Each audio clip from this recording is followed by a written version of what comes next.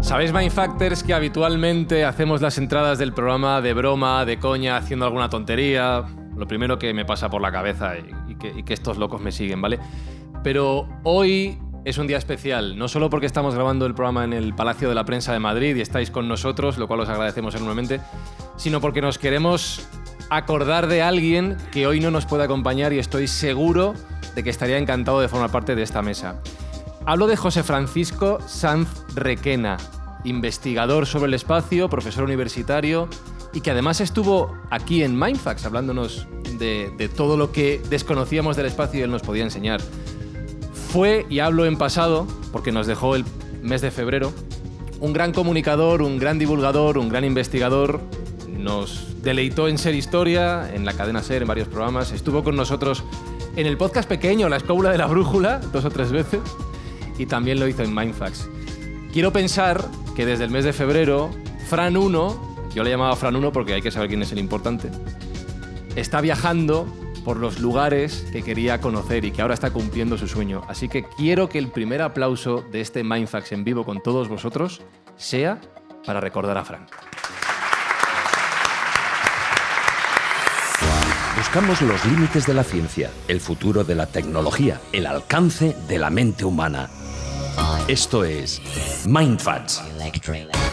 Bienvenidos a Mindfacts, donde cada semana buscamos los límites de la ciencia, de la tecnología y de cuántos Mindfactors caben en el Palacio de la Prensa de Madrid.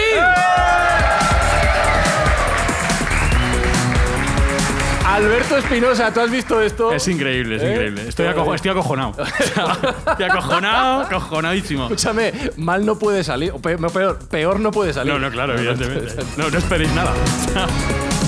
Jesús Callejo, yo siempre lo digo, somos muy de decepcionar y cualquier cosa que se saque de aquí es un regalo. Bueno, de aquí todo para arriba. Y además, como estáis diciendo tacos continuamente, claro, sí. A mí solo se me ocurre una cosa, de cáspita. Madre mía, la cantidad de gente que ha venido. Y a partir de ahora yo creo que vamos a despegar y siempre que despegamos, siempre hacia arriba, hacia las estrellas, hacia el infinito y posiblemente más allá. Sergio Cordero, ¿quién te lo diría cuando se te ocurrió la idea de empezar Mindfacts, eh? La verdad que sí, que ha superado todas nuestras expectativas y bueno, es un placer tener a esta gente tan bonita y tan salada aquí con nosotros y es un placer tener el elenco que tenemos hoy en esta mesa y bueno, el cartel de invitados que tenemos, que no es menor. Ahora les presentamos, pero hay que decir que gracias a nuestros invitados y por sugerencia suya, la recaudación que obtengamos, la parte de Mindfacts, hoy por vuestras entradas, de los que habéis venido, van a ser donadas a una buena y nueva causa en este programa. Sí, señor, ya sabes que el propósito de este podcast es hacer el bien, somos una máquina de hacer el bien y de pasarlo bien. Y en esta fase de la temporada, por iniciativa de nuestros invitados, vamos a donar todo lo que recaudemos a Médicos Sin Fronteras, a ver si ponen algo de cordura en este mundo que se nos está quedando un poco regulero. Y esto es posible gracias a vosotros, así que el aplauso es nuestro en este caso.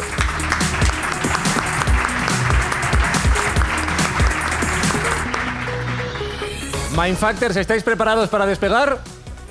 Un poco más de ganas. ¿Estáis preparados para despegar? ¡Sí! Hoy en Mindfacts viajamos hacia el espacio desconocido.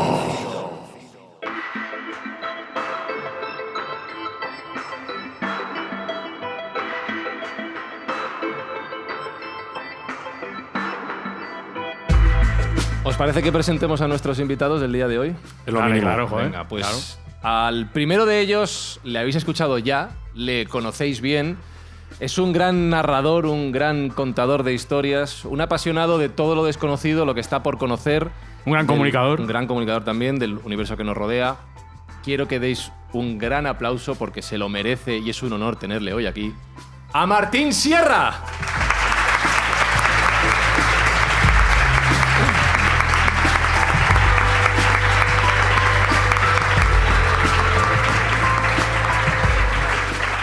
Martín, que ha venido vestido para la ocasión. ¿Puedes describir, Martín, hola lo primero de todo, ¿cómo estás? Muy buenas. Un placer que nos acompañes. ¿Puedes describir a los oyentes de Mindfacts cómo vas vestido, los que no te están viendo ahora?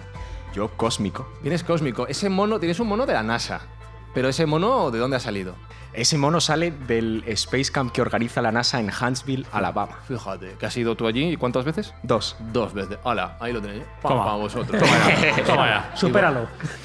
Y tenemos una silla más. ¿Por qué tenemos una silla más en la mesa? aquí. No sé. Aquí se ha acoplado. ¿Has venido con alguien? Martín? No que yo recuerde. ¿No? ¿Quién Yo he te- visto un señor antes. Que se parecía a él, ¿no? Se Sí, parece. creo que iba vestido parecido, pero no. Pero que te ha traído en coche o algo. ¿Te ha traído tu No, padre o algo? no, Que he venido andando. No sé. Es que yo creo que he visto a tu padre por... ¿Puede ser? No sé. Saludamos al padre de Martín. ¿o Venga. algo? Sí. Pues un aplauso enorme para el padre de Martín. El padre de ¡Javier Martín. Sierra!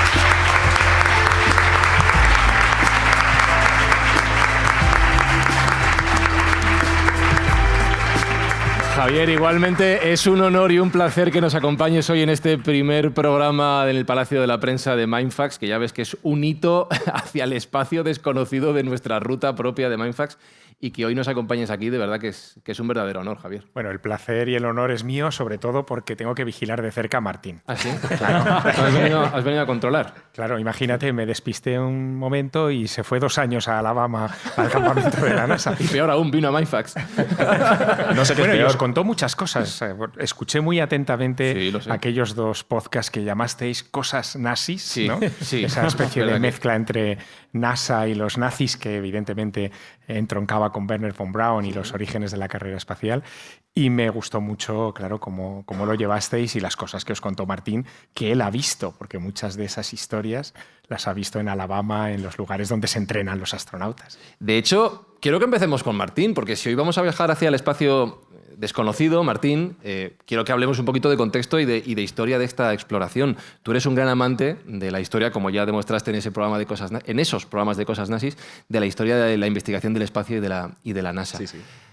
La carrera espacial, la historia de la conquista del espacio desconocido, ¿es una carrera de virtudes y conocimiento o un tortazo tras otro hasta ver cómo avanzamos y llegamos lejos?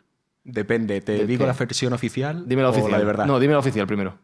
La oficial es que la carrera espacial es un conjunto de grandes hitos por la Unión Soviética y los Estados Unidos que nos llevaron a la Luna. ¿Y la de verdad? Pues que nos dimos dando leches por todos lados. ¿Qué ha sido? Hemos metido mucho la gamba. Hacemos, si quieres, un recorrido de hitos Venga. y momentos históricos, ¿sí? ¿Por dónde empezarías tú? Al final, hay 2 tipos de personas, los que aprenden por la advertencia y por la experiencia. Ajá. Y tanto rusos como americanos eran muy de la experiencia. Sí, de pegársela. Sí, Sí. sí. Simplemente para que tengamos todos en el radar, el primer vuelo espacial estadounidense, el 3 de mayo del 61, de Alan Shepard. A Alan Shepard lo encierran en su cápsula Mercury, a los Mercury los llamaban carne enlatada. O sea, estaban ahí metidos y casi ni manejaban nada. Y le cierran la cápsula, John Glenn está a los mandos en control de misión, está diciendo, oye, ¿cómo va, Al? Y dice, oye, John, es un poco tarde para ir al baño, ¿verdad? Pues sí. Con la nave ya cerrada, ¿no? Con la nave ya cerrada. Ya hemos cerrado esto, no podemos cancelarlo porque si no Kennedy, que nos tiene cogidos por el cuello, nos mata. Y dice, bueno, pues, ¿qué hago? Y dice, pues háztelo encima. ¿Cómo? ¿En serio? El primer vuelo espacial estadounidense se hizo en un traje Mercury así precioso, lleno de orín, de astronauta. De caca. No, No, de caca orín. no. No, de orín. De orín. Pues así avanza la historia, Jesús. Es un perfecto ejemplo de... Así empieza. Empieza con carne latada y al final acaba en carne picada. Sí, eso sepa se salvó. Jesús, no empecemos, que Pero unos llevamos cuantos 5 cosmonautas minutos. soviéticos creo que acabaron mucho peor.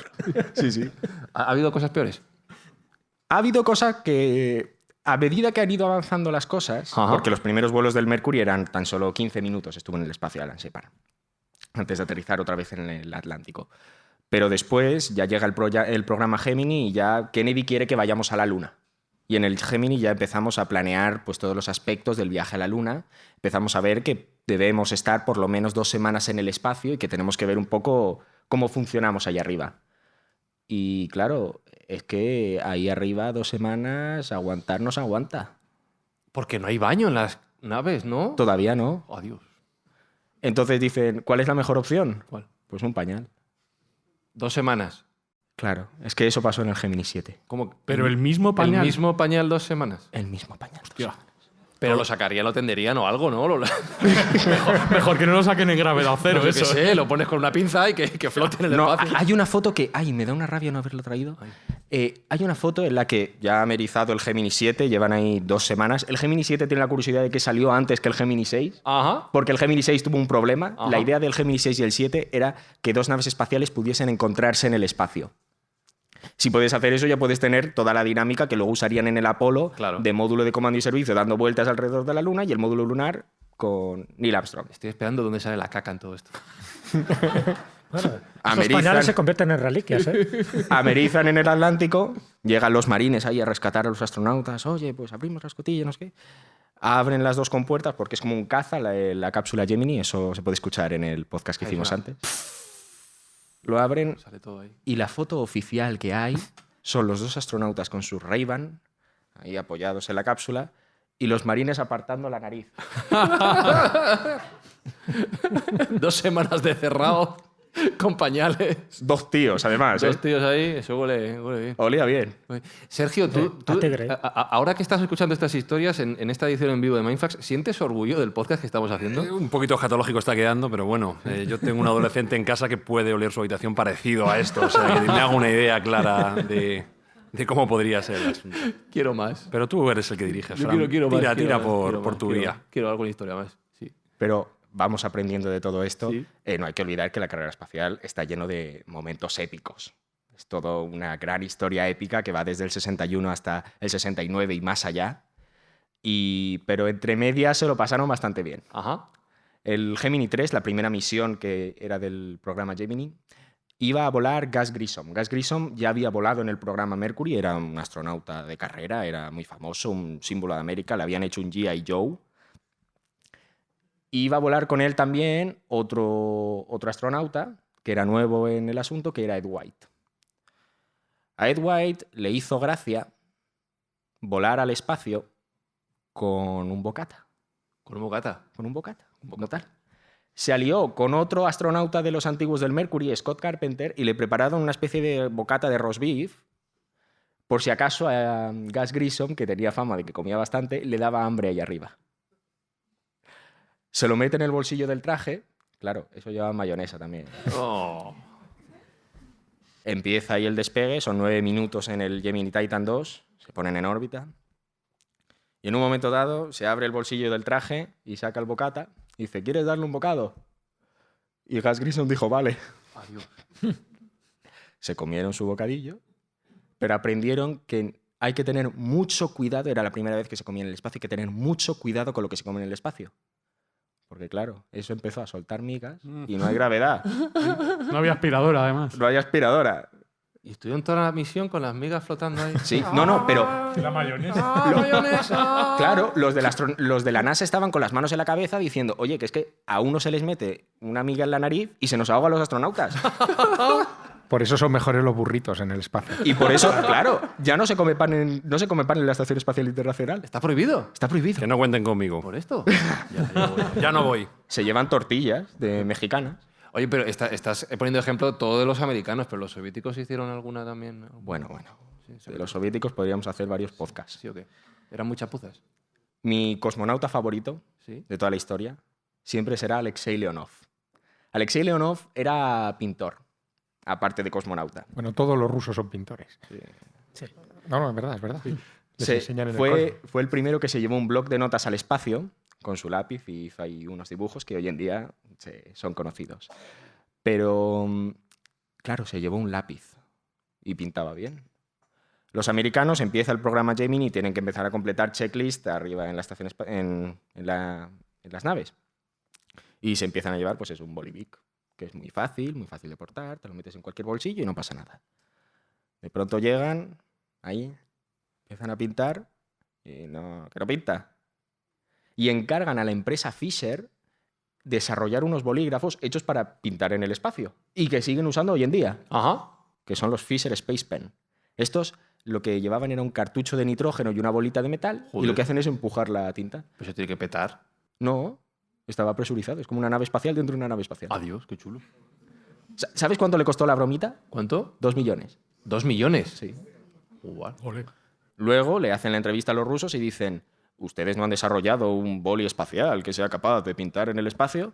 Y dicen, es que nosotros utilizamos lápices. Gente práctica. Sí, tengo una pregunta, Javier. Esta era más normal, pero el orgullo de padre de escuchar a Martín, que comentabas de los... después de escucharle hablar de caca y mayonesa en el espacio, ¿cómo te sientes? No, bien, estamos Bien. acostumbrados incluso Es así, en habitualmente. nuestras sobremesas. ¿Sí? Hablamos de estas cosas. ¿De estas cosas? Ah, Sí, sí, ¿son sí. así las sobremesas de los Sierra? Sí, sí, sin ningún problema, además. Qué guay. Sí, sí. Oye, pues cuéntame una más, Martín. Yo las Ahora, que tú quieras. Postre, ¿no? Falta el postre. El postre. La más... La peor. Bueno, voy a terminar una cosa del boli. Venga. Este boli salvó la vida, y literalmente, a los astronautas del Apolo 11. El boli Fisher, que era el que llevaban ya de por serie, el primero se lo llevan en el Apolo 7. El Apolo 7 también se acatarraron todos. Les dijeron los de Houston que para bajar a la Tierra otra vez se pusiesen los cascos, pero sabían que como se pusiesen los cascos pasarían por lo menos 5 horas sin poder sonarse la nariz.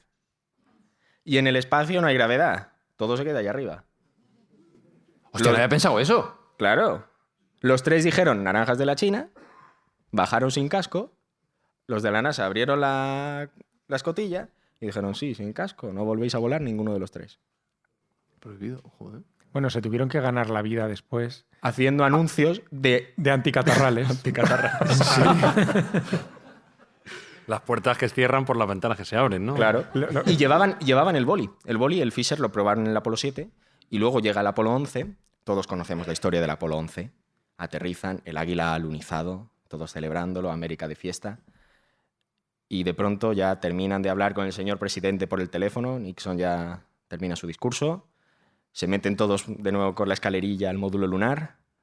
Buzz Aldrin va a encender el interruptor de encendido del motor y que salta el interruptor. Que se rompe. Saltan los plomos. No, se rompe el Se interruptor. rompe el interruptor en sí. El botón de on. El botón de on. O sea, hay muchos botones en el módulo lunar. Solo uno que no debe fallar. ¿Y qué haces? Pues El Neil botón Armstrong, que tenía nervios de acero, cogió su boli, lo metió en el interruptor y lo encendió. O sea, le hicieron casi un puente. Le hicieron un puente al módulo ¿En lunar. serio? Bueno, al estilo MacGyver. Claro. Si llega a Para llevar que veas. lápiz, no hubiera podido hacerlo. Hombre, claro. Y cuando vuelven a la Tierra, eso es una cosa que si buscan por internet es espectacular. Amerizan en el Pacífico y ya conocéis la burocracia. Llega un tío en el USS Stennis, que es donde estaba recogiendo el Columbia, y ahí los pusieron de cuarentena. Me estoy imaginando que llega un inspector de aduanas o algo. A ver qué traes. Pasaporte. No, es que Effective Wonder. llegó un inspector de aduanas. ¿Cómo? Y les hicieron firmar el ingreso a los Estados Unidos. de Tuvieron que América. hacer el esta. Vamos usted a matar al presidente. Usted ha estado en No, Cuba. claro. Y claro, llega el tío Milán. con la máquina de escribir y dice, country of origin. ¿Qué ponen? Moon. Con un par. Y eso se puede buscar en internet. Hoy en día está. Y ahí Neil Armstrong firmó, Buzz Aldrin, claro, todos meados de risa. ¡Jo, qué bueno! ¡Qué bárbaro! ¿Veis cómo es un gran contador de historias Martín Sierra? ¿Veis cómo es un gran contador de historias?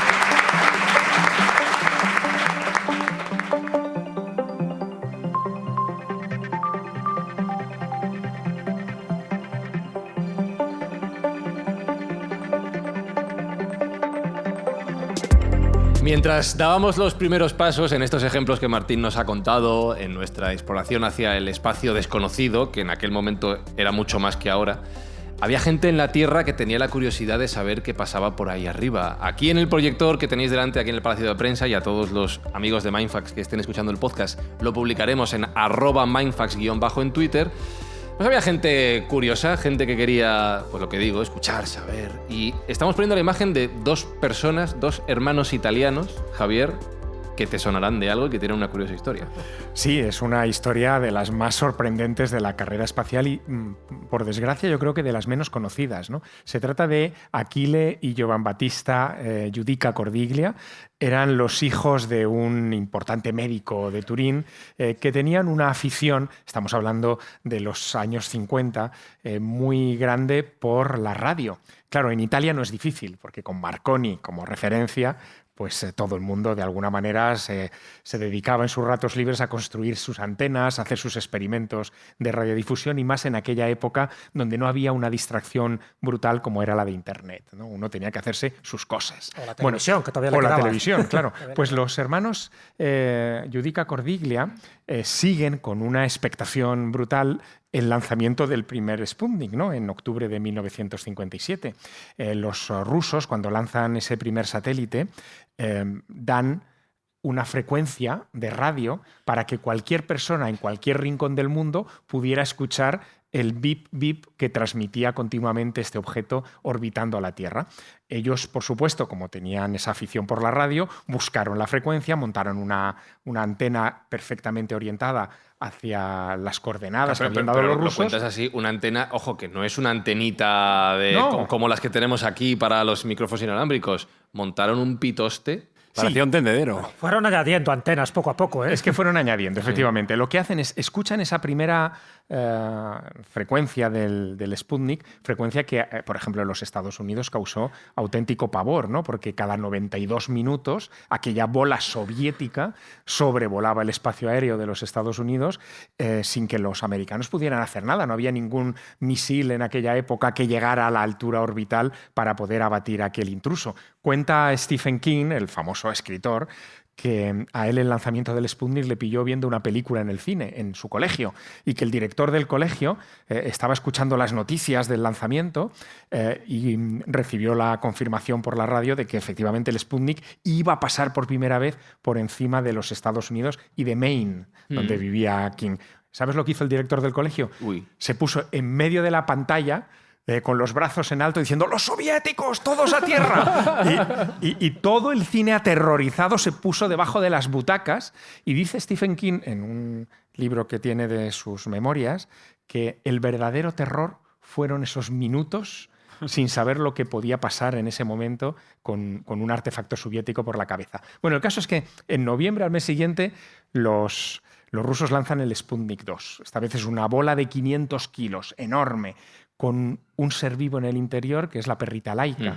Y lo que transmiten son los latidos de la perrita laica que los hermanos Giudica Cordiglia, evidentemente, también captan, se animan, y se animan tanto que terminan interceptando las frecuencias rusas de los lanzamientos. Y descubren una cosa muy curiosa, verás. Descubren que los rusos, cada vez que iban a lanzar una nave espacial, para sincronizar sus antenas en territorio soviético, ponían una música clásica, una melodía clásica. Ellos identificaron qué melodía era y cada vez que interceptaban esta melodía dicen, uy, van a lanzar algo. Sí. Claro, llega el gran día. El gran día es el 12 de abril de 1961, que es el día de lanzamiento de Yuri Gagarin. Se lanza Yuri Gagarin. Ellos interceptan las comunicaciones de Yuri Gagarin, escuchan parte de las conversaciones, según pasaba por encima de Italia, del norte de Italia, del astronauta, y son los que van a informar al Corriere della Sera de que el lanzamiento de Yuri Gagarin ha sido un éxito. Nadie lo sabía. Los rusos tenían una peculiar costumbre, y es que no informaban de sus misiones hasta que las misiones habían vuelto y habían sido un éxito. Y entonces le ponían el número. Claro, así no había fallos nunca. Hasta que el cosmonauta regresaba vivo. Claro. Y si no se vale. Siempre pasaba. Y si no contaba. Bueno, lanzan como te digo, Yuri Gagarin. Ellos dan la noticia al Corriere della Sera. Los soviéticos terminan confirmando que Yuri Gagarin efectivamente ha vuelto del espacio después de una órbita muy pequeña y ha aterrizado en una parte de la provincia de Saratov, que es en un sitio remotísimo.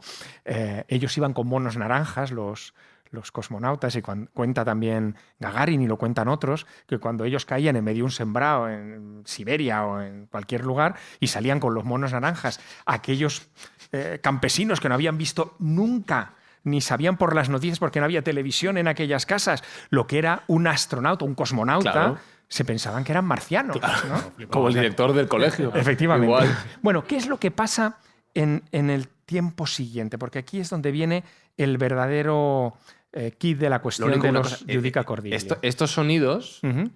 han llegado a nuestro. Sí, a sí, los nuestros grabó, días, podemos- y de hecho, Javier nos los ha traído. Sí, claro. ¿Quieres que escuchemos a Gagarin? Venga, escuchemos a Gagarin grabado por los hermanos Judica Cordiglia.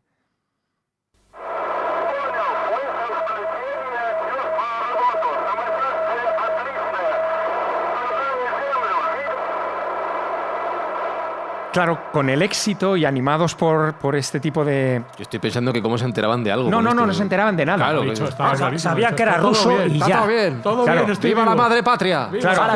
Claro, ellos sabían Todo que bien. habían colocado a un hombre en la órbita terrestre. Lo sabían por el tono de voz, sabían que era hombre, sabían que era ruso porque no entendían ni papa. Tiene porque, que ser ruso. Claro, no había nadie más que lanzara este tipo de gente. Lo sabían porque, gracias a las frecuencias del Sputnik, sabían en qué arco de frecuencias hacer el rastreo de estas comunicaciones, pero no sabían nada más. ¿Qué es lo que pasa un poco después, ¿no? Bueno, lo ha dicho antes Martín, en mayo se lanza a John Glenn. A Alan Shepard. A Alan Shepard. Y... Espérate un segundo. Pero, Claro, ¿le has corregido? no, claro. Acabo de flipar ¿Le has aquí. corregido, en serio? No. ¿A Javier Sierra? El que sabe tiene que corregir Que al que nombre, no no. sabe. No, perfecto. No. John Glenn estaba a los mandos en control de misión. No. Que lo sepas, Y Javier. claro, eso es a primeros de Lo mayo. siento. Y el 23 de mayo captan una frecuencia de otro lanzamiento soviético. Escuchan la música clásica, se preparan, orientan las antenas y captan las comunicaciones. Y les llama la atención enormemente que quien está hablando desde la órbita terrestre es una mujer. ¿Queréis que lo escuchemos? Bueno, claro, escucha.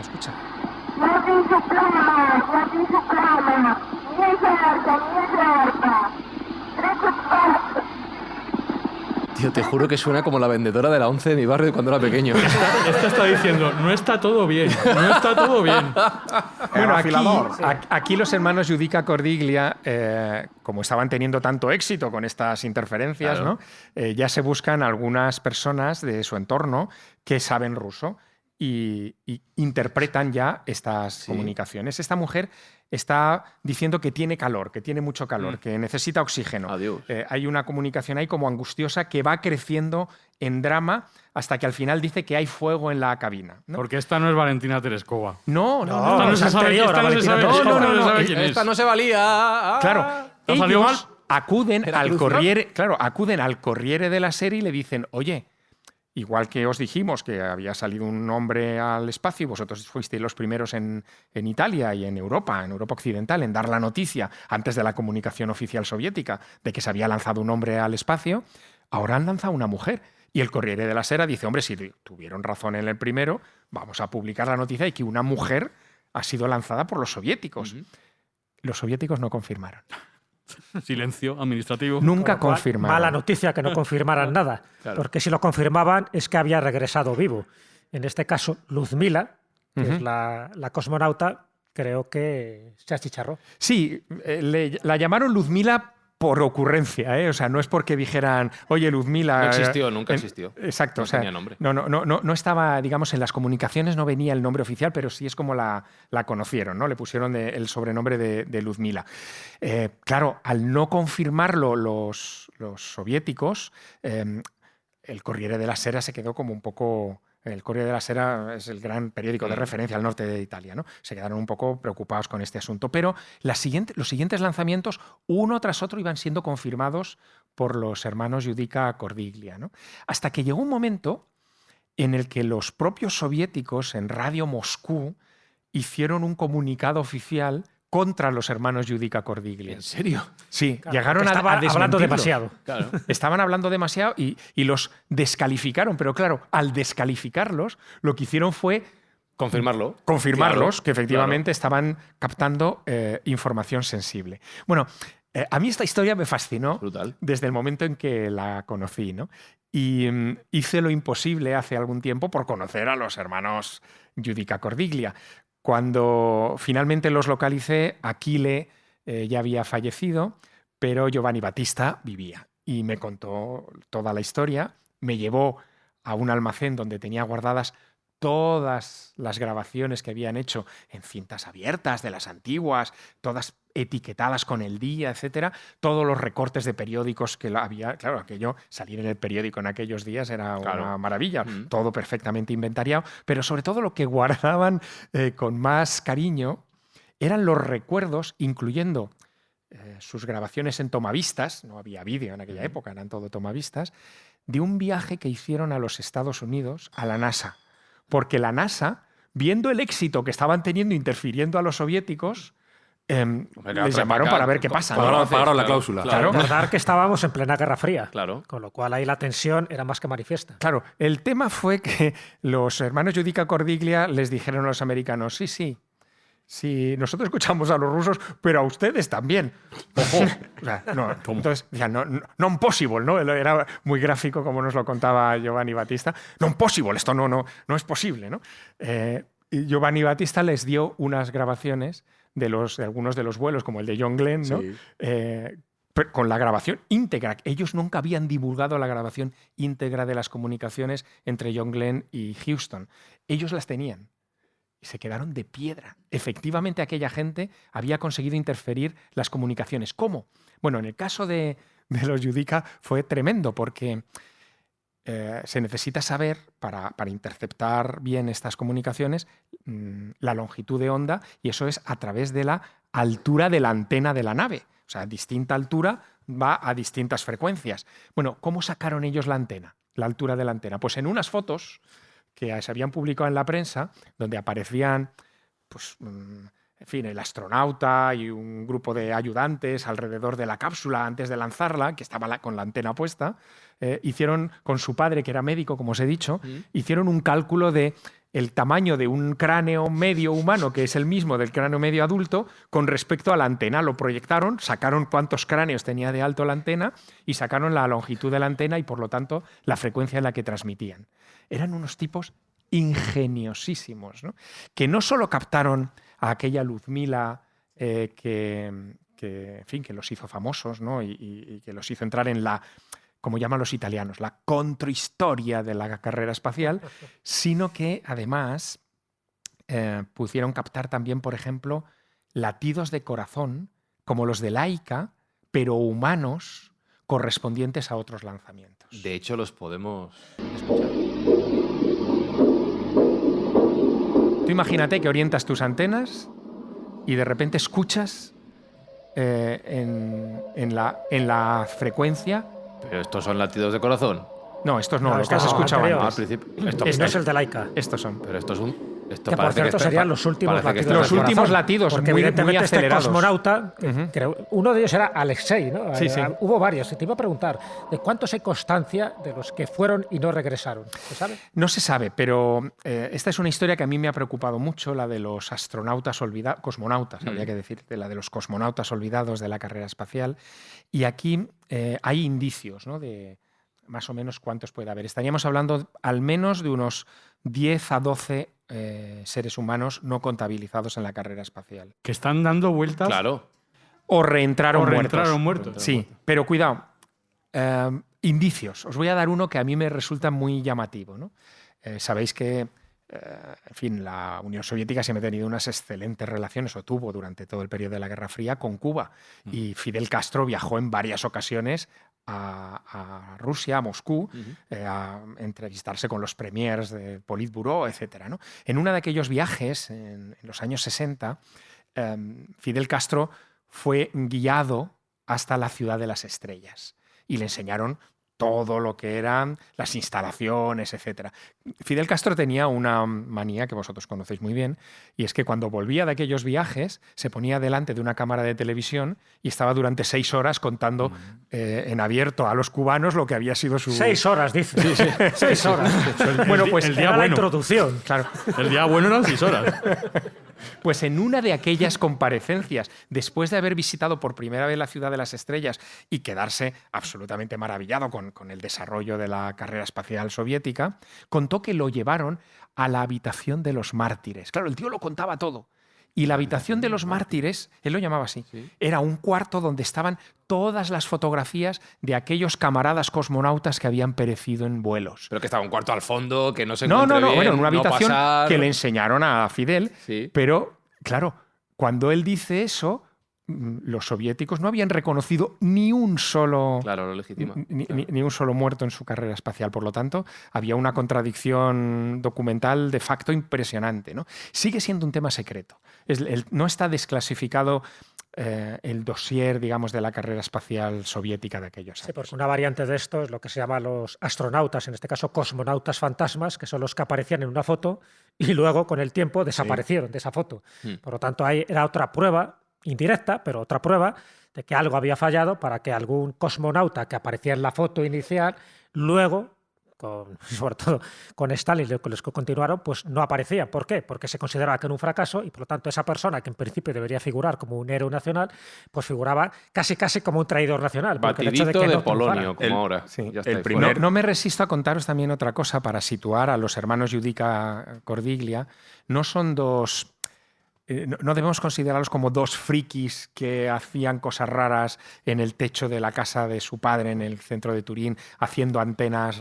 Torre Ver. La Torre Ver, La Torre exacto. Ver con 21 antenas. Sí, no hay que considerarlos así. Mira, con Martín hicimos una visita, él os lo puede contar también, hicimos una visita a instalaciones de la Agencia Espacial Europea en Turín. En Turín hay unas instalaciones donde se hacen algunos de los módulos de la Estación Espacial Internacional y trabajan muchos ingenieros. Bueno, pues hicimos esa visita porque conseguimos unos permisos y nos llevaron a mostrárnosla toda, y allí nos hablaban de los hermanos Giudica Cordiglia como los pioneros de la comunicación radiofónica espacial italiana, ¿no? Bueno. Es decir, que son personas muy consideradas, profesionales en lo suyo. Tienen hoy un pequeño museo a las afueras de Turín donde se guardan todas esas cintas históricas, y ahí están pues para oprobio de los soviéticos y para recordatorio de que la historia no está todavía terminada de contar. No, y nos queda mucho por contar hoy en el programa. En fact, solo tengo una pregunta. Os voy a pedir un aplauso para Javier, pero en un segundo. Martín, ¿algo más que corregir a Javier? ¿Lo ha dicho todo bien?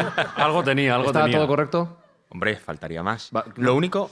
Ah, sí. No, sí, que no, pero- que no es corrección, no es corrección. Es aporte. Simplemente, a mí una cosa que me sorprendió un montón cuando leí toda esta historia de los soviéticos y de los cosmonautas olvidados es lo cerca de verdad que estuvieron los rusos de ganar la carrera espacial. Sí. Fijaos hasta dónde llega el asunto de ocultar información, que los americanos en el 69, estamos a punto de lanzar el Apolo 11, tienen satélites sobre la Unión Soviética que son capaces de hacer fotos. Y en Baikonur, el cosmódromo desde donde lanzan todos los cohetes aún hoy en día, empiezan a hacer fotos de una especie de cohete parecido, no es parecido al Saturno V, pero de dimensiones muy parecidas, en una plataforma de lanzamiento. Y ven que al dar la vuelta de pronto ya no está. Y luego hay otro.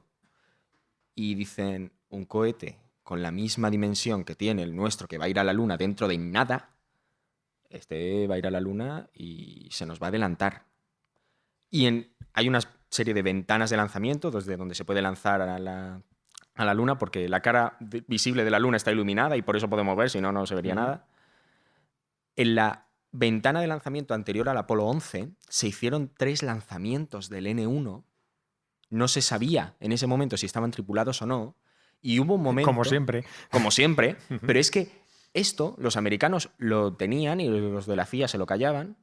Pero llega 1991, cae el muro de Berlín, se disuelve la Unión Soviética y se empieza a desclasificar todos estos asuntos. Y cuentan esto de los cohetes N1. Ya Korolev, que era el padre de la astronáutica soviética, había muerto. Y le dicen, oye, que nosotros teníamos esto y que estuvimos a punto. Y dicen los americanos, no, sí lo sabemos. Y es que estuvieron muy, muy cerca. Y sin embargo nunca dijeron nada. A mí me parece una cosa curiosa. No, es brutal. Y, os recomiendo, si no habéis escuchado, que oigáis los episodios de Cosas Nazis donde nos explicó Martín. Yo tengo una esto de la pregunta NASA. para Sí. Martín. A ver, ¿cuál? Como bien sabes, hace poco nos hemos hecho terraplanistas. Entonces ahora estamos cerca de hacernos negacionistas Yo también lo soy, ¿eh? del aterrizaje o del alunizaje. Lo que hay que ser. Claro, o bueno, la verdad. Cuidado. ¿Tú crees que el no desmentido de la Unión Soviética es la prueba más evidente de que tuvo éxito en la misión espacial americana? Es que no hubo no desmentido. es que el mismo Politburó llamó a la Casa Blanca para felicitarles de haber puesto un hombre en la Luna. Mira qué educados. Hombre, O sea, tendrían sus cosas, pero eran educados. No, pero elegantes en la película. esperad. No, les felicitaron, pero cuidado porque... Con pollita. Sí. El 16 de julio se lanza el Saturno V que lleva a Armstrong, Aldrin y Collins a la Luna. Pero apenas 2 días antes, Despega desde Baikonur ya se habían rendido con los N-1. En la misma ventana de lanzamiento lanzaban la misión Luna 15.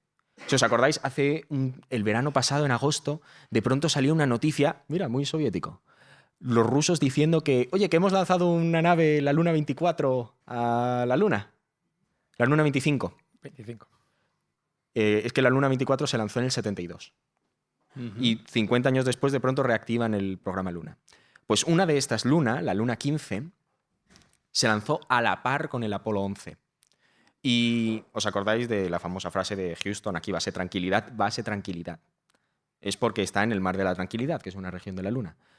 Los rusos querían mandar la Luna 15 al Mar de la Tranquilidad, coger muestras de la Luna, echarle una carrera literal a los americanos, volver antes y tener ellos las primeras muestras traídas desde la superficie de la Luna de la historia.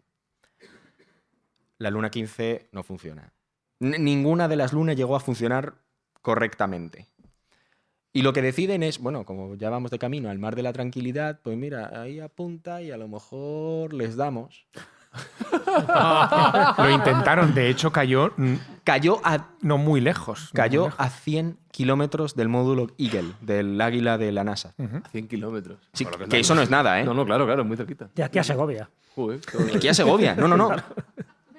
Y de hecho es que los astronautas estaban en alerta porque los radares, claro, eso, empiezas a detectar señal. Los rusos tienen pinchados a los americanos y los americanos tienen pinchados a los Sobre rusos. todo, ¿saben no todo? te lo esperas tampoco, ¿no? Estás No. ahí y no te esperas que te caiga nada. Claro, ahí. pero para que veáis. Yo iba a pedir un aplauso antes para Javier, pero creo que Martín te lo ha robado. No sé. No. Es lo que tienen.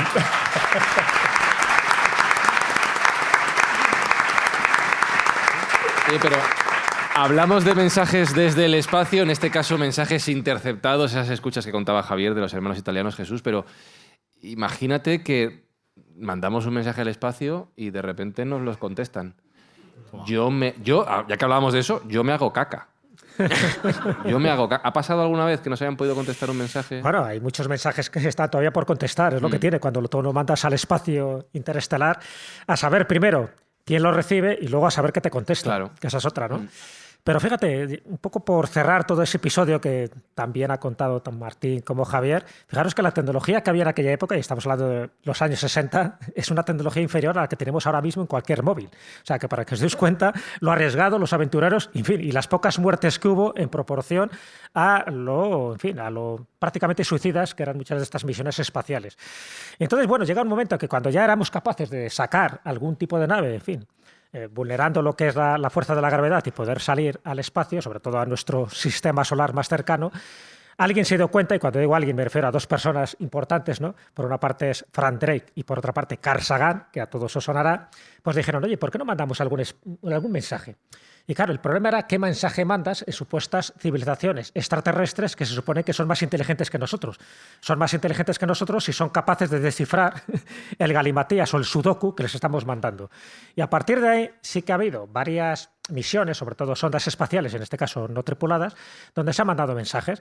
La primera sería la Pioneer 10 por una parte en el 72 y por otra parte la Pioneer la 11 que sería en el 73, un poco más tarde.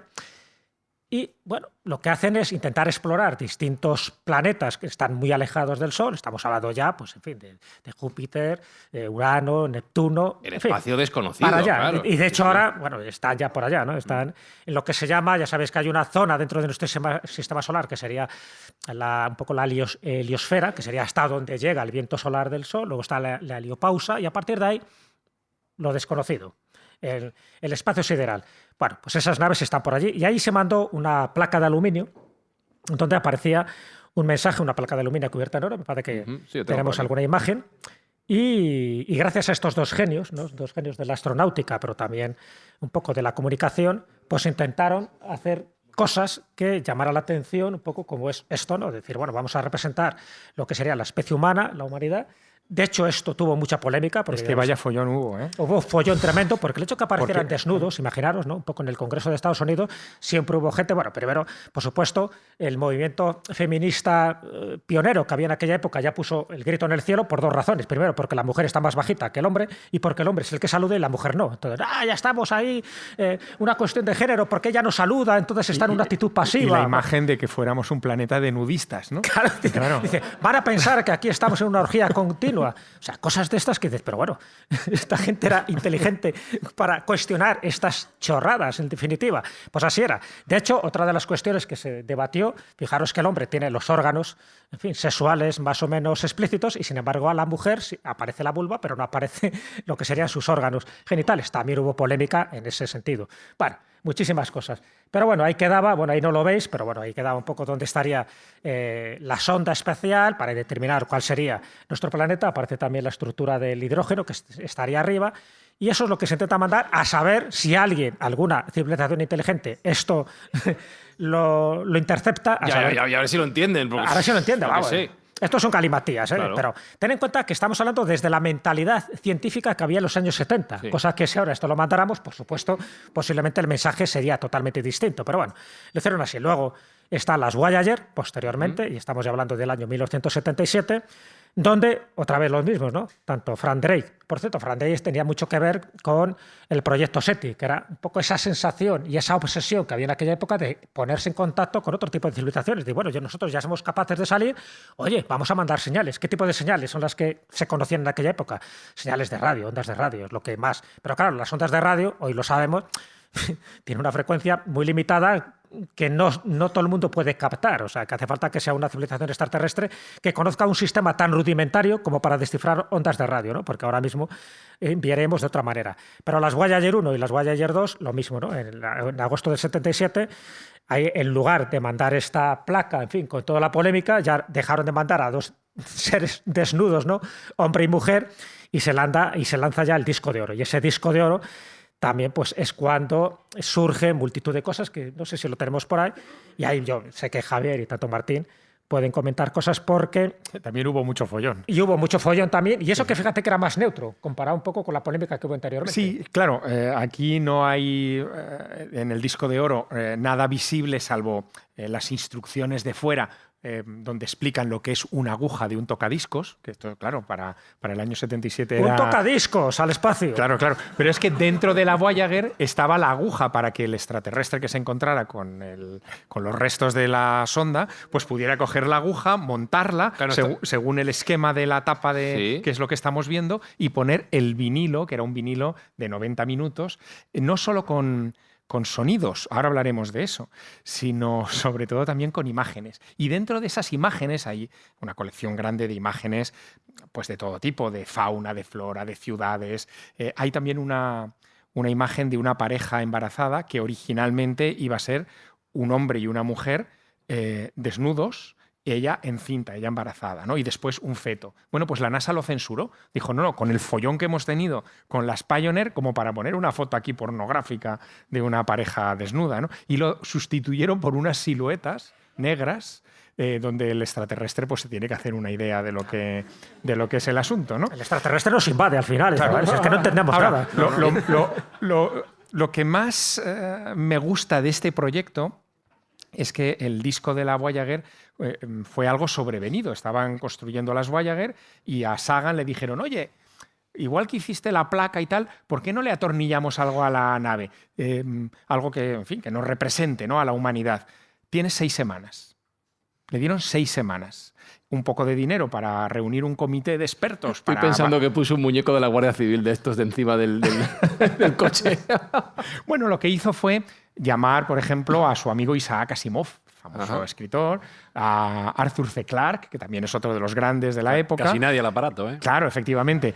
Pero aparte de estos dos grandes escritores de ciencia ficción que aportaron sus ideas, también llamó a científicos de todo tipo y empezó a reclutar también, por ejemplo, a expertos musicólogos, porque querían que fuera una representación de las músicas de la Tierra. Ajá. Y ahí se metieron en un follón espectacular, porque estaban bastante de acuerdo que bueno, podían meter a Bach, por ejemplo, el concierto de Brandenburgo, que es con el que abría el disco, podían meter a Mozart, a Beethoven, hasta ahí bien. Eran músicas con un comportamiento matemático muy alto, que por lo tanto podría ser interpretado como tal por una cultura extraterrestre, pero hombre, ya que mandas esto, habría que mandar, pues, no sé, canciones de las que todo el mundo estuviera de acuerdo. ¿Qué estoy pensando yo, Espinosa? Imagínate que tú y yo tenemos que elegir las canciones. La playlist. No. Bueno, ¿sabes? La única... Un mix curioso, ¿eh? La única canción en la que se puso todo el mundo de acuerdo en la NASA, ¿eh? Johnny B. Good de Chuck Berry. Ah, qué bueno, claro. Os la pondríamos, pero como no tenemos No tenemos derechos. No se puede. Bueno, pues como esta tenía mucha marcha ¿Os la y imagináis? elevaba el tono, dijeron, oye, esto vamos a meterlo. Pero a partir de ahí, discusión tras discusión. Y cuando ya tenían la playlist lista, dijeron, oye, pero esto habrá que pedir derechos. Es como aquí, como en el Como ahí, podcast. como claro, vosotros. lo mismo. Habrá que pedir derechos. ¿Cómo pides derechos y cómo tarificas unos derechos de una música que vas a mandar a unos eventuales oyentes extraterrestres a... Y para la eternidad. Exacto. ¿Cuánto tiempo le ponemos? Tú échale años. Exactamente. Lo mandas con el número de cuenta 25.000 para años, cuando lo tampoco escuchen para que tanto. paguen también. Mira, por ejemplo, los Beatles, que se enteraron de esta historia, dijeron, oye, no, poned la canción que queráis nuestra gratis. Claro. Pero resulta que tenían un follón con los derechos, los propios Beatles. Ah, sí, no, se Sí, pudo sí, con poner. sus abogados. Dijo Yoko Ono, no. Claro. No. Y Tacatá. no entraron los Beatles en la selección musical. No entraron los Beatles. Sí que, por ejemplo, hubo también protestas por ejemplo, no hay ningún tema flamenco. Anda. O sea, Hombre, por favor. No hay música Ni flamenca. muñeiras. Pero ni mexicano sí que hay. Sí, hay un sí, mariachi. sí. Hay una ranchera mexicana. La queríamos poner, pero no tenemos Pues, derechos. Claro. tampoco la puedes escuchar. No, tampoco. La No hay, imagináis. pero bueno, no hay música flamenca, es cierto, pero tampoco hay música irlandesa, por ejemplo, ¿no? No hay ópera italiana. Hombre, y en aquella época hubo una ventaja para que no hubiera polémica. No existía el reggaetón. Ya, de verdad. Uy, menos mal. Entonces ahí no hubo sus más. y sus Hoy menos. habría que meterlo. No. Perdón. Menuda imagen íbamos a dar. Ya. No. Perdón. Déjame que haga yo la vale. selección, Fran. No, No, yo meto toques. alguna. Ya, Fran, ya. que nos van a escuchar. Luego hubo otro problema añadido que también os va a resultar muy familiar, y es que querían introducir saludos en todos los idiomas posibles, ¿no? Sí. Entonces, cuando ya más o menos tenían este tema, en fin, hilvanado, eran 56 saludos, ¿no?, en muchos idiomas, se dieron cuenta de que había que meter también saludos, oye, en lenguas muertas. Había lenguas muy Latín. importantes como el latín, Claro. el acadio. ¿Y si los extraterrestres Y sí, entienden sí. el acadio? Claro. ¿Y si está alguno por allí? El Claro. acadio, sobre todo el acadio. Y Claro. fíjate, Que no falte el acadio. ¿queréis que escuchemos los saludos que se mandaron y los sonidos que se mandaron al espacio? Pon el de acadio. No, espera un segundo, voy a hacer una faena. Os esperáis a la semana que viene. Porque llevamos... Yo creo que ya está. Para lo que habéis pagado hemos hecho el primer programa. Ya está. O sea, quiero decir, no. Vamos a terminar aquí. El primer programa lo voy a dejar en alto. Lo voy a dejar ahí fastidiando. Y vais a vivir el viaje en el espacio-tiempo que es grabar Mindfax. Porque habitualmente grabamos 2 episodios seguidos y en cosa de 15 minutos ha pasado una semana. Así que yo creo que lo dejamos aquí. Y dentro de 15 minutos... Sí, o sea, esto no es una votación. Como- no es una asamblea esto. He decidido yo ahora mismo que el programa se acaba aquí, se acaba Déjame aquí. el puntero ya láser está, que la voy a tú, señalar. aquí, Toma, aquí, toma. aquí, aquí.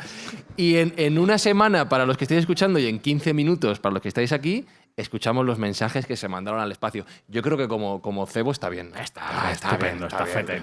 Yo creo que me merezco un aplauso. ¿Qué narices? Vamos a por el acadio.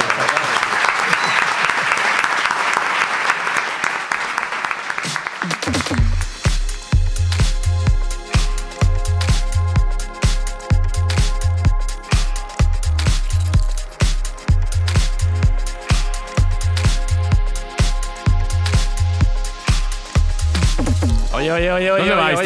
¿Dónde vais? Todo el mundo quieto. A ver, un segundo. Quietos todos. Que hay que despedir el programa, aunque sea el primero hay que despedir el Pero programa bueno. porque además vamos a poner el corte final Claro. de la edición de Mindfax. Martín, ¿algo que corregir al programa de hoy? ¿Yo? No. ¿Todo bien? ¿Sí? ¿Nos vemos la semana que viene? Pues no. Vale, pues nada, pues tú te vas. Javier Sierra, ¿repite la semana que viene? Repito. Eso, Ah, venga, pues yo también. Sí, venga. Jesús Callejo.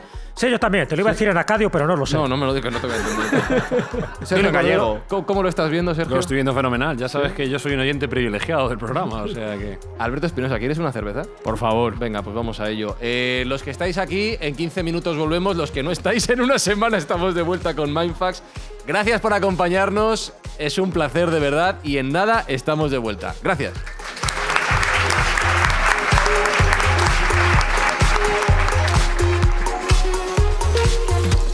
Mindfacts llega cada semana a tus oídos a través de Spotify, Apple Podcast, iVoox, Google Podcast o tu aplicación favorita. Búscanos en redes sociales. Somos Mindfacts.